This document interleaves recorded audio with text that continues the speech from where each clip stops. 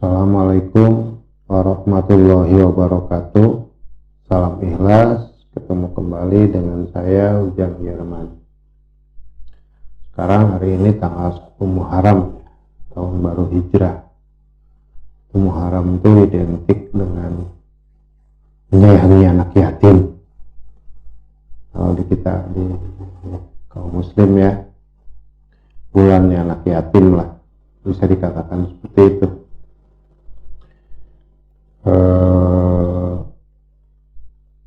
3 minggu yang lalu saya pulang kampung ya, pulang ke kampung halaman maksudnya. Saya kan tinggal di Bogor dan anak istri, kemudian kelahiran saya di Cianjur. Walaupun di Cianjur sebenarnya sudah ibu bapak saya udah almarhum ya, yang ada tinggal kakak perempuan sama adik perempuan yang kebetulan mengurusi peninggalan orang tua saya ya, ditambah ngurus makam lah ya, ngurus makam orang tua, menjaga makam. Nah, saya udah lama nggak pulang sejak sejak terjadinya COVID ya, masuk di Indonesia bulan Februari, dan mulai heboh ya, mulai kita penanganan itu Februari sampai 2 minggu yang lalu, 3 minggu yang lalu saya belum pernah pulang, termasuk Lebaran ya, Idul Fitri, Idul Adha juga kan, nggak di kampung lah. Lalu beberapa tahun yang lalu pasti setiap Idul Fitri pasti di kampung, walaupun orang tua udah nggak ada ya, saya tetap pulang ke kampung. Nah, tahun ini bukan karena larangan mudik atau larangan pulang kampung ya, tapi ya justru saya merasa ya emang harus melakukan itu gitu ya. Tadi seperti saya ceritakan, saya tinggal di Bogor, kerja di Jakarta, dua-duanya zona merah gitu. Ini resiko kita kan ya, terkait COVID lagi ya, resiko tertular dan resiko menularkan, bisa jadi carrier atau bisa jadi korban gitu ya. Nah, untuk menghindari itu ya, baik untuk kebaikan keluarga di Bogor, keluarga di Cianjur ya, saya sudahlah, kita nggak usah pulang. Tapi walaupun bagaimana kangen juga. Nah, setelah PSBB berakhir ya, istilah kebijakan PSBB di Bogor ya berakhir, kemudian di Cianjur juga udah zona hijau, informasi yang saya dapat ya, coba pulang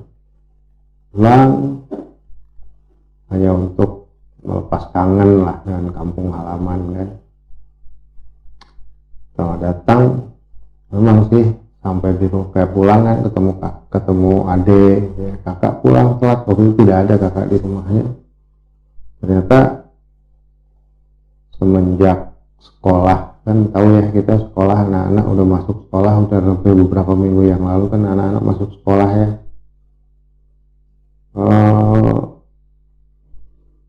Sekolahnya secara online ya, tapi di situ kakak cerita setelah dia pulang itu, aku pulang telat gitu ya, ini masalahnya dia harus kunjungan, walaupun bagaimana tapi dengan protokol kesehatan yang mengunjungi muridnya. Kakak saya guru SD ya, kebetulan kan guru SD,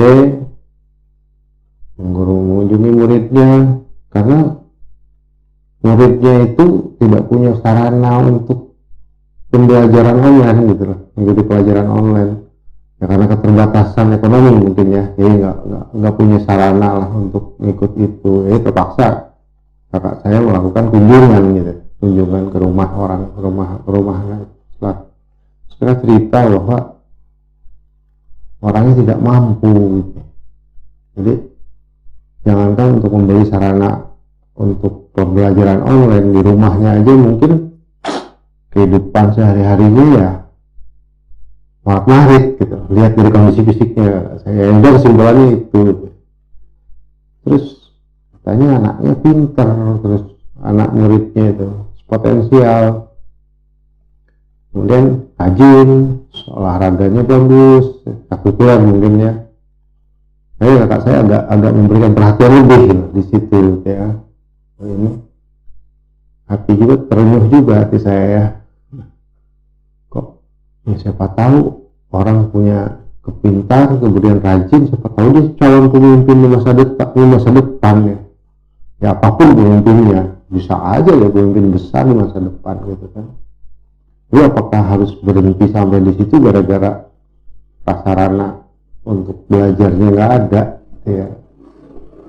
Memang sih ya mudah-mudahan berakhir kan, COVID ini berakhir secepatnya, tapi kayaknya ya orang banyak memprediksi bahwa kita harus berubah gitu ya, berubah dari yang biasa ini karena ya istilahnya mau adaptasi kebiasaan baru atau mau new norma atau apa, bisa ada perubahan perilaku manusia, perubahan peradaban lah di situ ya.